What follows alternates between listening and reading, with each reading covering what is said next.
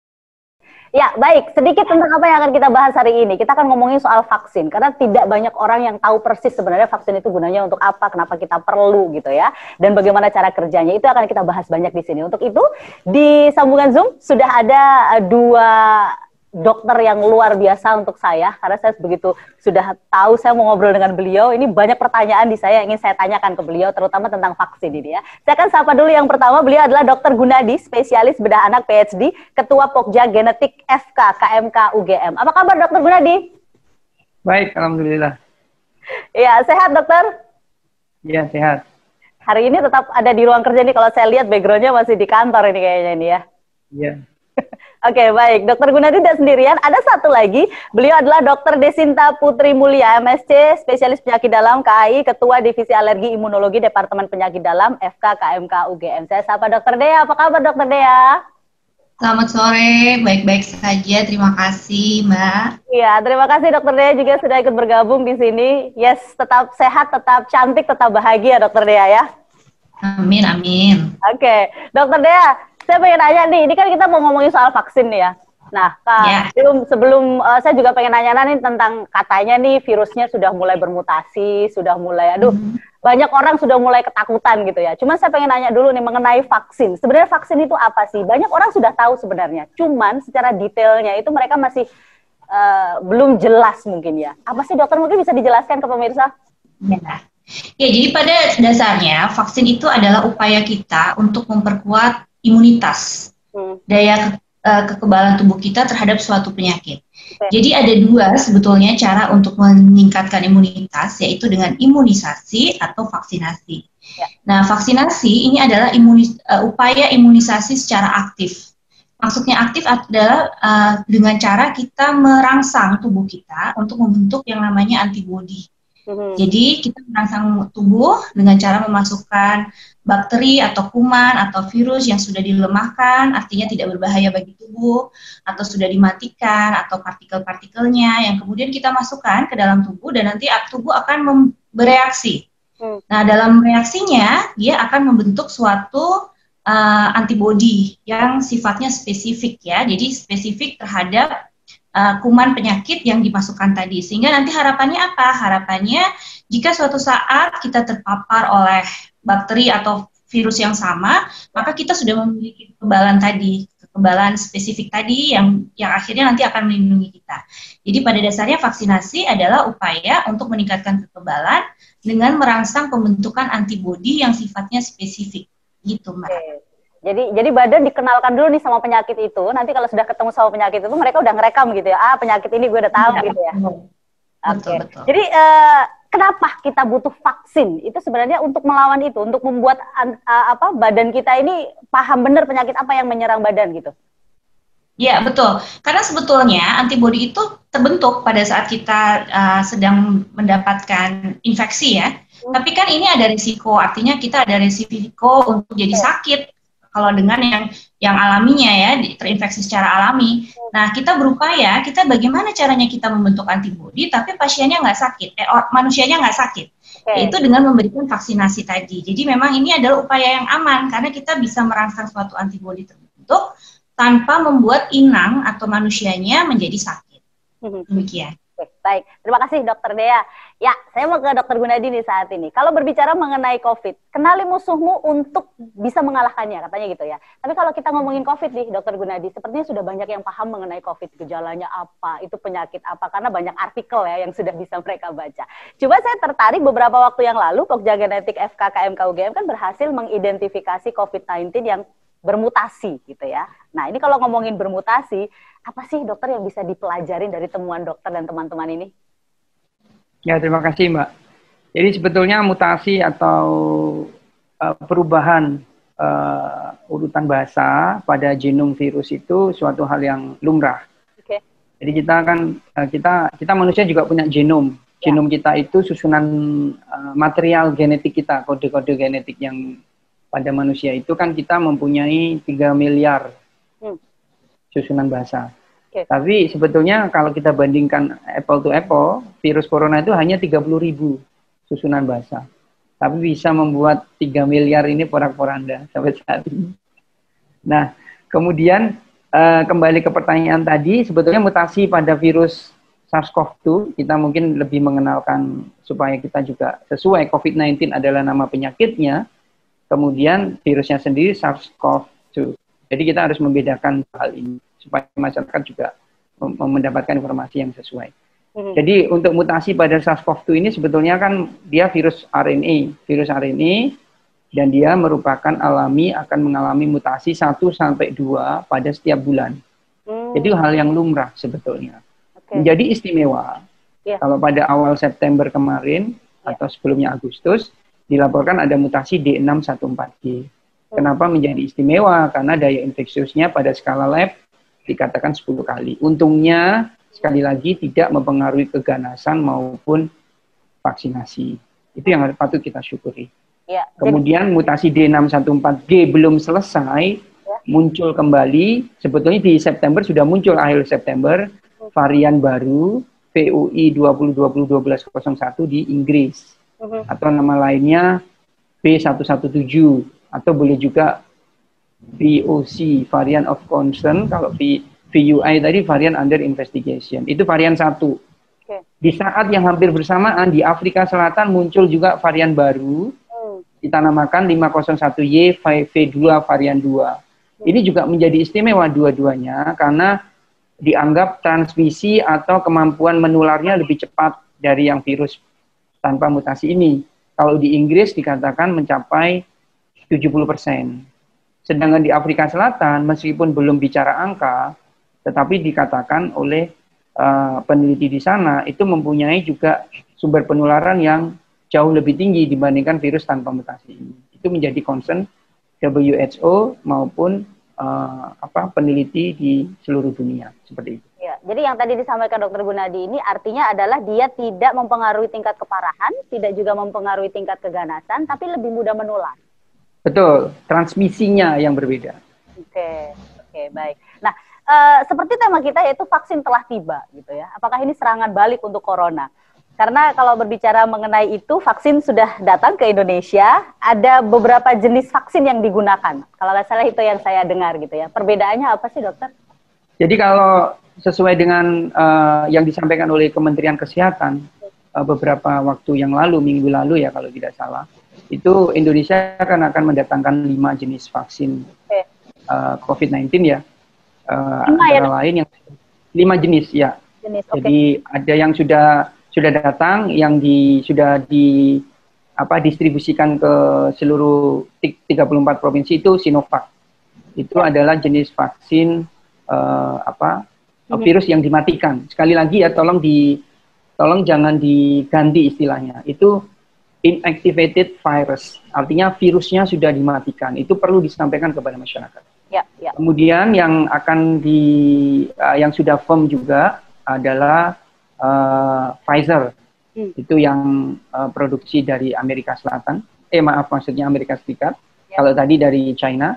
Kemudian AstraZeneca itu dari Oxford University, Inggris. Kemudian Novavax, kemudian kerjasama juga dengan WHO, adalah COVAX atau Gavi. Itu. Kalau perbedaannya, kalau Pfizer itu platform baru, yaitu RNA, menggunakan RNA. Kemudian kalau Sinovac tadi kan inactivated virus ya. Kemudian kalau AstraZeneca itu menggunakan kendaraan namanya adenovirus. Kalau kita bandingkan di Indonesia, itu yang memproduksi vaksin merah putih adenovirus adalah Universitas Airlangga, sedangkan yang mengembangkan rekombinan protein seperti Novavax itu adalah Eijkman dan Universitas Gadjah Mada. Seperti itu. Mungkin Dokter Dia akan menambahkan, silakan. Ya, ada yang mau ditambahkan Dokter sebelum saya tanya nih masalah vaksin merah putih yang dikembangkan di Indonesia. Silakan Dokter Dia, yang tambahan apa? Ya, jadi tadi memang betul. Jadi kalau kenapa banyak desain itu kan sebetulnya tujuannya kita ingin mencari banyak alasannya. Jadi kita ingin mencari vaksin yang bisa diproduksi cepat dan kemudian kita ingin mencari vaksin yang tidak membahayakan. Karena tadi kan prinsipnya kita memberikan sesuatu tapi jangan sampai membuat hostnya sakit ya. Jadi memang banyak desain. Jadi ada inactivated vaksin, yaitu vaksin yang sudah dimatikan, jadi dia tidak akan bisa bereplikasi dalam tubuh. Kemudian ada mRNA vaksin, tadi ada Pfizer, ada Moderna. Itu kita mengambil mRNA dari virusnya, kemudian diberikan kepada manusia. Lalu kemudian ada tadi vektor vaksin, misalnya contohnya Astra, jadi kita memberikan vaksin yang sudah dilemahkan, badannya diganti, dalamnya diisi dengan materi dari corona. Jadi semua ini diupayakan untuk membentuk suatu antibodi yang spesifik dengan cara tidak melukai atau tidak membuat sakit dari hostnya. Jadi tadi banyak sekali memang untuk saat ini tadi dari timnya Dr. Gunadi juga sudah mengembangkan vaksin dengan Indonesia ya, vaksin merah putih. Monggo. Ya, itu mengenai vaksin merah putih ini yang dikembangkan di Indonesia. Boleh kasih informasinya Dokter Gunadi ke pemirsa, bagaimana sih perkembangannya sampai dengan sekarang? Kalau perkembangan vaksin merah putih itu ada beberapa platform seperti yang disampaikan Dokter Dea ya. Ada sebetulnya kalau tidak salah ada 4 faktor yang perlu diperhatikan dalam perkembangan vaksin merah putih. Yang pertama tadi sudah sampaikan Dokter Dea, faktor kecepatan. Kemudian faktor efficacy atau effectiveness. Kemudian yang ketiga itu, ya nanti kalau saya ingat, tapi yang keempat khusus di Indonesia, meskipun bukan negara Islam, adalah faktor kehalalan. Itu yang perlu faktor ketiga, safety, keamanan. Ya, jadi ada 4 faktor. Khusus di Indonesia harus diperhatikan karena bukan negara Islam, tetapi sebagian besar Muslim, aspek kehalalan menjadi penting di sana. Sehingga pembentukan vaksin merah putih, yang saya tahu ya, sekali lagi yang saya tahu, itu sudah sejak awal melibatkan Majelis Ulama Indonesia. Ya, dalam pengembangan sejak awal. Kemudian adapun platform yang dikembangkan itu tadi sempat saya sebutkan di depan. Salah satunya adalah platform rekombinan protein. Yang itu untuk lead ini saat ini itu Eijkman, Lembaga Molekular Biology Eijkman Institute. Itu rekombinan protein. Mungkin dalam tahun ini sudah pada tahap animal model. Pada animal percobaannya. Kemudian Universitas Gadjah Mada juga mengembangkan rekombinan protein vaksin. Kemudian ada lagi platform yang dikembangkan, platform DNA. Itu dikembangkan oleh Universitas Indonesia. Nah, kemudian yang perkembangannya hampir sama cepatnya dengan yang dikembangkan oleh Eijkman, yang sudah hampir animal model tahun ini adalah platform adenovirus yang tadi butuh kendaraan itu. Ya. Pakai adenovirus itu adalah Universitas Airlangga. Jadi kira-kira platform-platform itu yang akan dikembangkan di Indonesia. Seperti itu. Baik, ke Dokter Dea lagi nih dokter. Ini supaya nggak salah persepsi ya. Artinya masyarakat supaya paham bahwa sebenarnya vaksin itu digunakan untuk mencegah ya, bukan untuk mengobati. Mungkin bisa sekali lagi bukan mengobati. Gimana Mbak? Terakhirnya saya agak. Iya, supaya nggak salah persepsi nih. Kita kan lagi ngomongin masalah vaksin. Orang kan mikirnya, kalau udah ada vaksin kita aman gitu ya. Padahal sebenarnya vaksin ini kan digunakan untuk mencegah supaya tidak tertular COVID-19 atau untuk mengobati yang terinfeksi COVID-19. Ini sebenarnya yang mana? Kemudian kalau misalnya itu hanya untuk mencegah, apakah juga ada dikembangkan obat untuk menyembuhkan COVID-19? Oh ya, oke. Jadi memang ada beda ya. Jadi pencegahan dan penyembuhan itu beda. Kalau penyembuhan itu sudah sakit. Ya. Kalau pencegahan kita nggak pingin supaya sakit. Ya, vaksin bermainnya di pencegahan. Ya. Jadi apakah sudah vaksin ini sebetulnya sejarahnya itu sudah lama. Jadi kita sudah mengalami beberapa pandemi di dunia. Ya. Ada dulu kita pernah ada polio. Sekarang kan kita jarang ya lihat orang polio. Nah itu salah satunya manfaat dari vaksin. Ada juga beberapa vaksin lain yang sudah dikembangkan, tapi penyakit juga masih belum hilang. Artinya apa? Vaksin ini memang bukan satu-satunya upaya pencegahan. Jadi ini harus digarisbawahi. Jadi artinya nanti kalau misalnya insya Allah Januari ini kita semua divaksinasi, tidak serta-merta COVID itu langsung lenyap dari Indonesia. Upaya pencegahan lain tetap harus dilakukan, yaitu tadi 4M ya. Sekarang 3M jadi 4M, malah sekarang ada juga 5M. Jadi menghindari kerumunan dan membatasi bepergian jauh selain mencuci tangan, memakai masker, menjaga jarak. Jadi sekarang udah tambah 5M. Jadi itu tetap harus diupayakan walaupun nanti kita semua sudah divaksin hingga nanti angka penyakitnya turun sampai 0 dan sampai kita dinyatakan bebas dari COVID.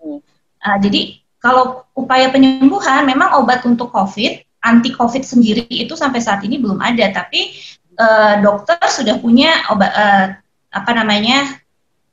SOP ya, standar prosedur untuk melakukan terapi bagi pasien COVID, ada pemberian antivirus, plasma konvalesen dan sebagainya. Jadi memang kalau untuk upaya penyembuhan itu kita sudah melakukan, tapi kan tetap saja angkanya ini masih tinggi. Jadi perlu dipikirkan upaya-upaya lain. Salah satunya adalah dengan memakai vaksinasi tadi, tapi memang harus digarisbawahi bahwa ini bukan satu-satunya cara. Jadi bukan begitu divaksin kita semua bisa lepas masker, jalan-jalan, berkumpul, enggak. Jadi memang kita perlu tetap harus menjaga protokol kesehatan. Demikian Mbak. Oke, baik. Dokter Gunadi mungkin ingin menambahkan mengenai seberapa efektif sih sebenarnya vaksin ini untuk memerangi COVID-19? Ya, sebelum kita bicara seberapa efektif vaksin ini, nanti mungkin Dokter Dia yang lebih pakarnya ya. Oke.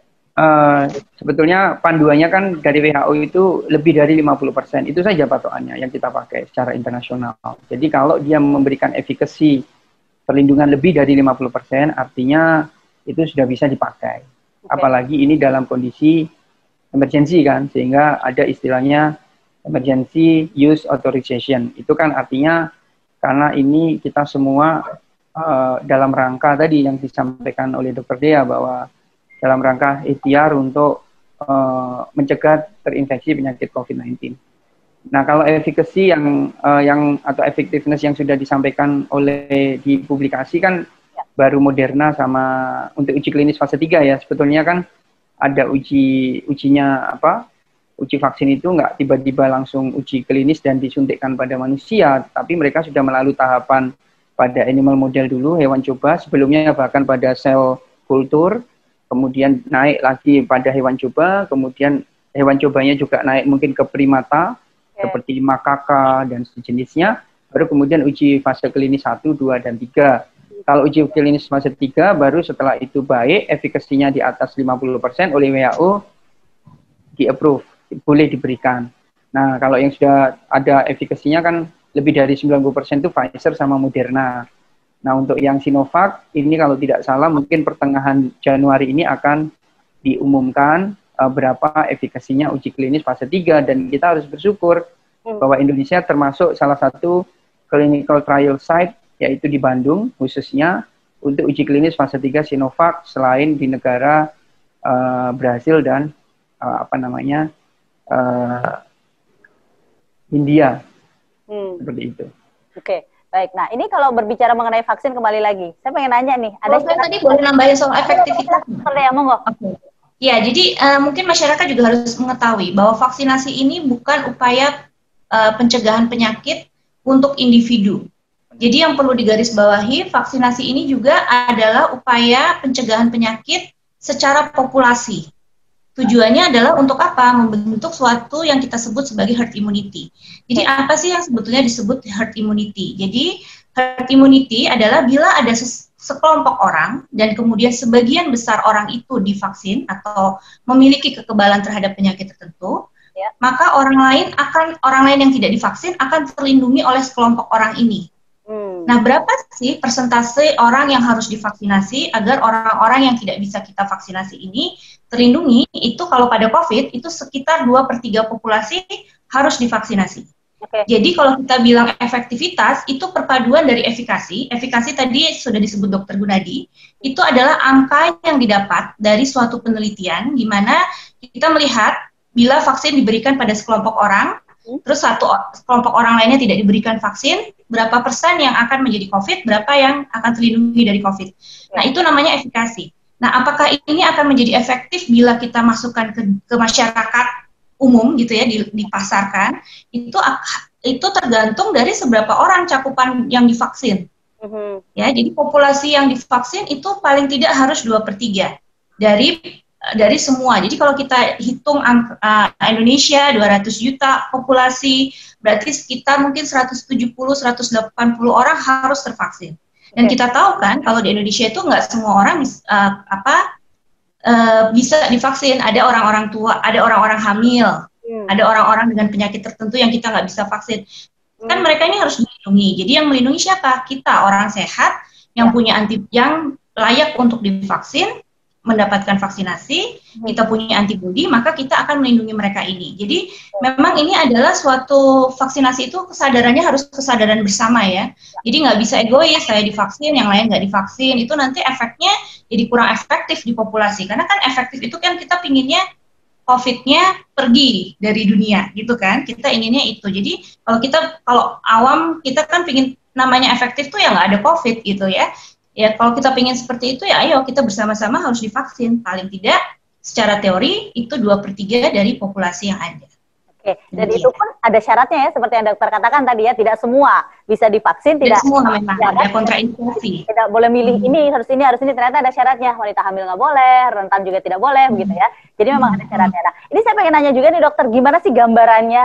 Pengen ngerti saya, cara produksi vaksin gitu, untuk gambarannya itu seperti apa sih? Dokter Gunadi itu. Dokter Gunadi. Oh, kalau perkembangan vaksin tadi sudah saya singgung di depan, ada namanya fase discovery.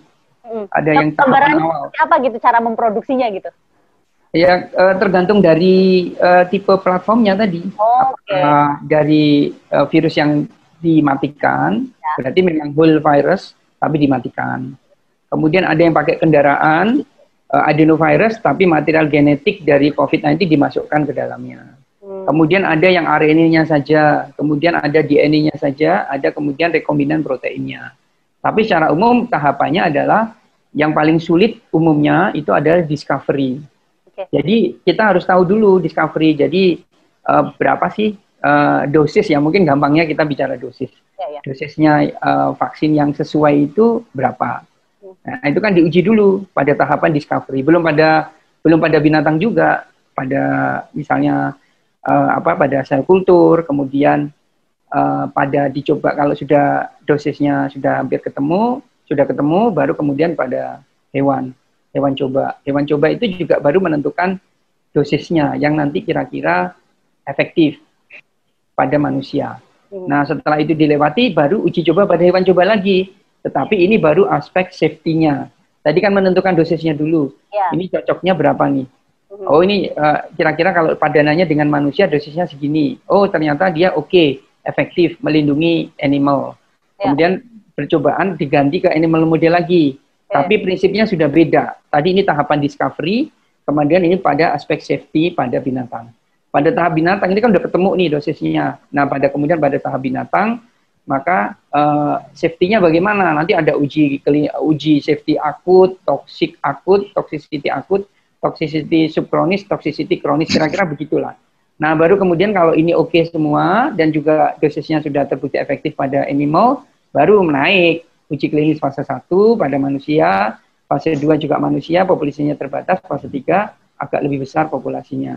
Nah, baru nanti dilepas di pasaran ini, sekarang ini kalau nanti Sinovac juga bagus, itu fase klinis keempat, yang atau namanya post-marketing surveillance. Seperti itu. Baik, jadi seribut itu pemirsa ya, biarkan mereka ahlinya yang paham. Jadi kita berdoa saja supaya segera vaksin ini benar-benar bisa disebarluaskan di Indonesia, pastinya begitu. Nah, boleh saya nanya nih terkait dengan contoh keberhasilan program vaksinasi di masa lalu. Boleh ya kita flashback ya? Artinya supaya membesarkan hati juga bahwa ternyata teman-teman dokter ini semuanya bekerja keras untuk membuat vaksin yang cocok untuk kita yang ada di Indonesia khususnya. Boleh dokter kasih contoh deh keberhasilan program vaksinasi di masa lalu seperti apa? Banyak ya. Ya, silakan dokter. Banyak. Misalnya polio, sekarang kita udah jarang tuh lihat orang yang jalannya, maaf ada gangguan, ya kan? Lalu kemudian cacar, cacar juga jarang sekali kita lihat, ataupun kalaupun ada juga kasusnya nggak terlalu berat. Jadi banyak sekali sebetulnya di masa lalu hal-hal yang kita bisa cegah dengan vaksin. Jadi dulu tuh dunia pernah ada suatu pandemi juga seperti kita. Ya, sehingga perekonomian juga terganggu. Jadi hampir seperti ini. Lalu kemudian setelah ada vaksin cacar, angka kesakitannya angka kesakitannya menurun, angka kematiannya menurun, dan kemudian kita beransur-ansur bisa melakukan pekerjaan lagi seperti dulu ya, bisa melakukan pekerjaan, bisa menghasilkan pendapatan, roda perekonomian kembali berjalan. Nah, ini yang kita harapkan. Sebetulnya hal-hal ini yang kita harapkan. Dan harusnya sih zaman sekarang lebih baik ya daripada zaman dulu. Karena tadi timnya Dr. Gunadi contohnya, atau ahli-ahli yang lain, itu menemukan vaksin itu dalam jangka waktu pendek. Ya, kita ini 9 bulan baru COVID ya.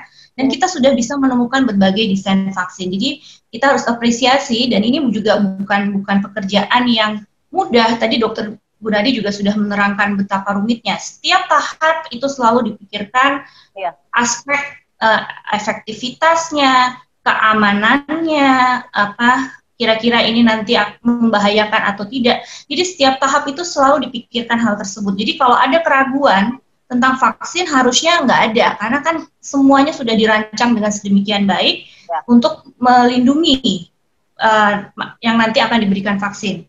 Memang tidak ada jaminan 100% dalam setiap apapun yang namanya intervensi kedokteran, itu nggak pernah ada jaminan 100%. Tapi semua sudah diupayakan dengan seksama, dengan hati-hati, dalam setiap tahapan uji klinis, itu juga sudah dikerjakan dengan sangat baik. Jadi harusnya penerimaan kita terhadap vaksin harusnya lebih baik ya. Dan juga kan kita, nggak seperti dulu lagi, kita bisa mencari informasi dengan baik di internet dan di sebagainya, yang tentu saja informasi yang bukan hoax ya, jadi informasi yang bertanggung jawab. Jadi tentu saja saya sih sangat berharap masyarakat tidak ada keraguan lagi terhadap vaksin dan kemudian mau untuk divaksin, karena tadi ini kita kesadaran bernegara. Kalau kemarin saya ada kalimat yang bagus sekali, sebagai warga negara, ini adalah juga salah satu tugas kita untuk menjaga supaya COVID ini segera pergi. Gitu. Oke, baik. Boleh saya garis bawahi bahwa tidak ada efek samping dari vaksin tersebut, atau ada efek sampingnya? Karena kan banyak orang-orang yang mengatakan, jangan divaksin nanti menyebabkan jangan divaksin menyebabkan ini gitu. Jadi ada efek sampingnya nggak, dokter? Ya, ada efek samping. Jadi uji klinis 1, uji klinis 2 itu untuk melihat safety. Di situ sudah ditemukan beberapa efek samping. Sampai saat ini efek samping itu efek samping lokal, biasanya adalah nyeri di daerah tusukan.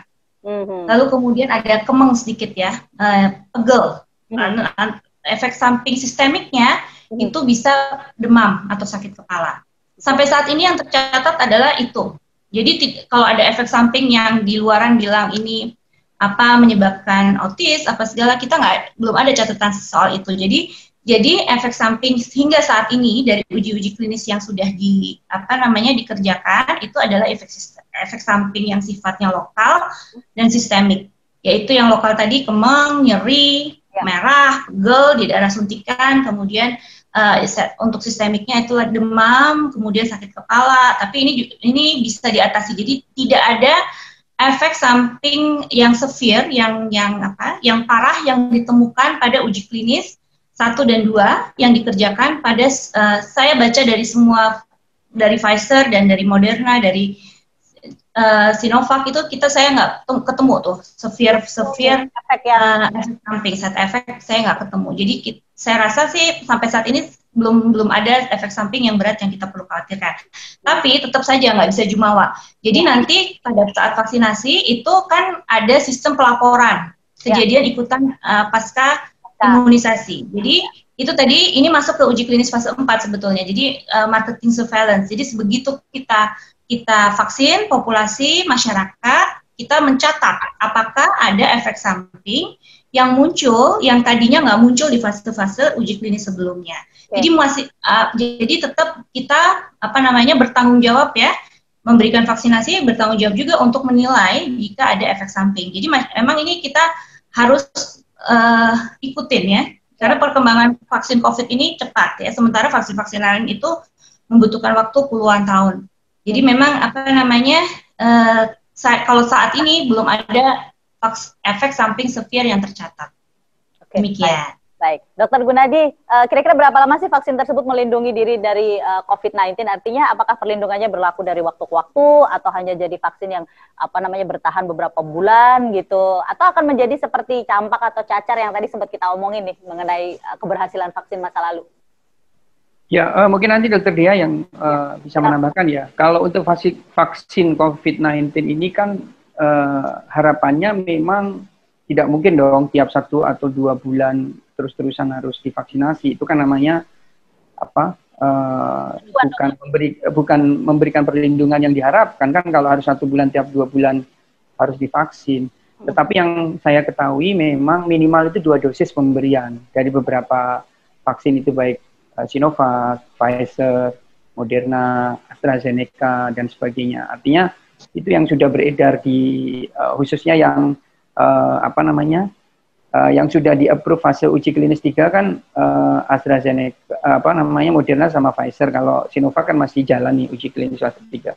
Tetapi itu kesemuanya itu rata-rata 2 kali ya pemberian dosis. Itu artinya kan apakah nanti pemberiannya berapa lama itu nanti mungkin kita lihat dulu, dan tentunya sekali lagi tidak mungkin kalau kita harus disuntik terus-terusan kan, masyarakat juga kalau kayak gitu kan bukan memberikan perlindungan yang diharapkan. Mungkin Dokter Dia bisa menambahkan.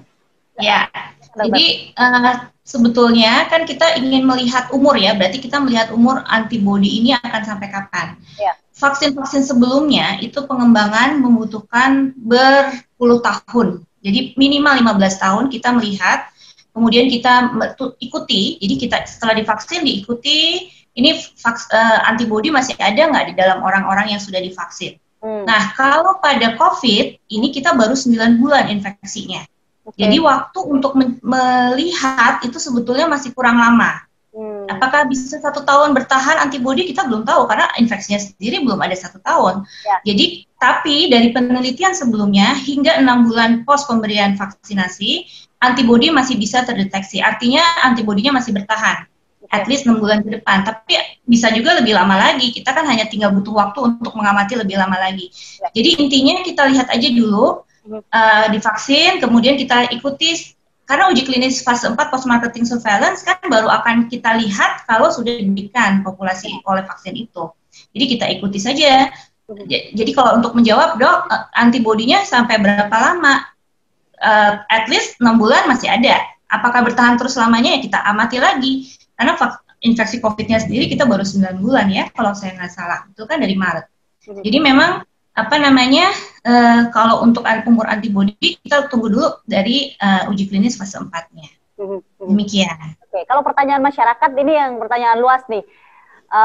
Kapan sih bisa artinya vaksin ini disebarkan dan digunakan oleh masyarakat luas? Kalau nggak salah di awal-awal ini kan tenaga medis ya yang dapat vaksinnya. Ya, betul. Betul. Ya, jadi ini tahap pertama kita masih menunggu emergency use of authorization dari BPOM.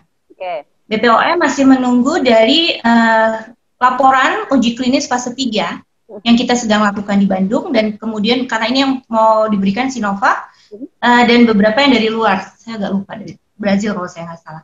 Nah itu setelah ada itu emergency use authorization baru diberikan. Untuk gelombang pertama yang diberikan memang adalah tenaga kesehatan terlebih dahulu, karena ini mereka adalah orang-orang yang berhadapan langsung ya, jadi memang mereka harus terlindungi, jadi akan diberikan. Setelah itu kalau kita lihat kemarin konferensi persnya sebetulnya sudah ada ya, akan secara bergelombang kemudian akan keluar vaksin-vaksin lain yang tentu saja harus dilihat juga uji klinisnya, Pfizer, Moderna dan sebagainya. Jadi kalau saya nggak salah dari Kemenkes kemarin sekitar bulan April Maret itu kemudian mulai non nakes yang diberikan. Okay. Nah, jadi yang awal-awal ini nakes dan orang-orang yang berhubungan dengan COVID. Jadi misalnya tenaga pengaman di masyarakat, keamanan. Jadi lawan itu termasuk ya. Ya itu yang akan diberikan pertama kali. Lalu kemudian sekitar bulan April kalau saya nggak salah itu mulai diberikan ke masyarakat yang non nakes. Ya semoga semuanya lancar, semoga uji klinisnya baik semua, dan kita semua diberikan kesehatan hingga waktunya untuk diberikan vaksin gitu ya. Dan tetap saja memang protokol kesehatan tetap harus dijaga. Harus dijalankan terus ya. Oke, Dokter Gunadi ada yang ingin ditambahkan, Dokter? Ya, betul. Jadi pertama itu health workers ya, seperti yang disampaikan Dokter Dia tadi, karena yang berhadapan langsung tentunya harus diproteksi lebih duluan kan. Ya. Kemudian yang kedua public workers, yaitu pegawai publik ya yang berhadapan dengan masyarakat, itu tentunya kan sangat rentan juga, dan seterusnya. Yang mungkin masih menjadi perhatian adalah terobosan yang dilakukan oleh Kementerian Kesehatan adalah nanti untuk usia di atas 60 tahun. Nah ini kan masih menunggu hasil uji klinisnya juga. Kalau sekarang kayak kita fokusnya 18 sampai di bawah 60 sampai 59 tahun kan uji klinisnya fase 3 Sinovac. Nah kemudian kan menjadi pertanyaan bagaimana yang di atas 60 tahun. Itu tetap kalau dari konferensi persnya juga sudah disampaikan bahwa itu akan menjadi perhatian pemerintah dan juga akan menunggu hasil uji klinis fase 3. Jadi artinya ada istilahnya itu reliance. Jadi reliance semacam authority yang bisa diberikan oleh BPOM itu EUA-nya tadi, Emergency Use Authorization, rely on penelitian negara lain begitu. Jadi tidak harus seperti kan Sinovac uji klinis fase 3 dilakukan di Indonesia. Nanti kemudian kalau baik maka diberikan di Indonesia. Tetapi EUA juga bisa diberikan berdasarkan rely on result of clinical trial in another country. Seperti itu. Jadi ada mekanisme itu juga, BPOM bisa juga mengeluarkan emergency use authorization. Tidak harus uji klinis yang dilakukan di Indonesia saja. Seperti itu. Oke, baik. Jadi tidak harus diuji di Indonesia, tapi kalaupun itu bisa ternyata dipakai oleh Indonesia, nanti bisa diloloskan juga. Intinya begitu ya. Oke, kalau berbicara mengenai vaksin, mudah-mudahan menjadi senjata yang ampuh dan efektif untuk kita, untuk menyerang balik corona. Karena bukan bermaksud apa-apa ya, supaya segera kita terbebas dari pandemi ini, sepertinya begitu. Tapi apapun yang terjadi saat ini kita tetap harus dengan 5M. Betul begitu ya Dokter Dea ya, 5M ya, tidak 3M lagi sekarang ya. Benar ya? Nah, oke, ada yang ingin disampaikan sebelum kita pamit dari pemirsa ini? Silakan Dokter Dea dulu, monggo. Iya, saya sangat berharap sekali melalui edukasi yang dilakukan seperti saat ini, masyarakat keraguannya berkurang ya terhadap vaksinasi dan mau untuk divaksinasi. Lalu kemudian kita juga ingin sekali jangan cepat untuk mempercayai atau menyebarkan hoax-hoax yang ada di sosial media, karena ini belum tentu benar, karena banyak sekali yang dikonfirm ke saya begitu saya baca, loh ini kan maksudnya seperti ini. Jadi percayakan informasi itu datang dari pihak-pihak yang memang kompeten, ya. Dari pemerintah, dari tenaga kesehatan yang kompeten, dari pemerintah setempat gitu ya. Percayakan mereka, karena mereka pasti sudah ini tidak mungkin kita ingin mencelakakan, pasti semua sudah dipikirkan dengan seksama. Jadi hati-hati dalam menyikapi berita-berita yang ada di luar sana, hoax-hoax yang ada, cari konfirmasi, jangan cepat-cepat menyebarkan. Saya rasa itu. Dan semoga semuanya sadar untuk vaksinasi, dan besok kalau bisa sudah disetujui oleh BPOM, kita semua bersedia untuk dilakukan vaksinasi. Oke. Ya, kita harus berjuang bersama-sama ini. 2/3 ya? 2/3. Jadi kita harus berjuangnya bareng-bareng supaya jadi 2/3. Oke, baik. Dokter Gunadi, ada yang disampaikan ke masyarakat, dokter? Kalau ini jelas nggak hoax ya, karena yang berbicara dokter Dea dan dokter Gunadi sudah pakarnya ini. Jadi tenang aja, informasi ini valid. Ya. Silakan dokter Gunadi. Oke, terima kasih. Jadi yang perlu digarisbawahi juga adalah vaksinasi merupakan salah satu usaha dalam mengakhiri pandemi. Jadi bukan satu-satunya. Jadi sudah ditegaskan bahwa kita tetap sebagai masyarakat, meskipun sudah divaksinasi, harus tetap melakukan protokol kesehatan. Sampai kapan? Ya tadi, sampai herd immunity itu terbentuk. Di mana 2/3 atau 70% warga Indonesia sudah tervaksinasi. Tetap harus dijaga protokol kesehatan. Sekarang 5M tadi, menjaga jarak, memakai masker, mencuci tangan, menghindari kerumunan, menghindari bepergian jauh. Terima kasih. Semoga kita semua dilindungi Allah Subhanahu wa taala. Amin. Amin, amin. Baik, Dokter Gunadi, terima kasih sekali. Sehat selalu untuk dokter dan rekan-rekan di sana karena tugasnya masih panjang ini ya. Mudah-mudadan selalu kita kabar baiknya dari Dokter Gunadi dan teman-teman. Dokter Dea, terima kasih juga informasinya. Mudah-mudahan masyarakat tidak lagi mempercayai berita-berita hoax karena yang ini nih, yang valid nih, yang sekarang lagi kita bahas. Matur nuwun, dokter-dokter luar biasa. Selamat melanjutkan kembali aktivitasnya. Sehat selalu untuk Anda berdua. Baik, pemirsa, sampai di sini obrolan kita bersama dengan Dr. Gunadi selaku Ketua Pokja Genetik FK-KMK UGM dan juga Dr. Dea, Ketua Divisi Alergi Imunologi Departemen Penyakit Dalam FK-KMK UGM. Saya Fira Maya dan seluruh rekan kerja yang bertugas hari ini mohon undur diri dari Jogja Now. Sampai jumpa lagi. Salam Indonesia. Wassalamualaikum warahmatullahi wabarakatuh.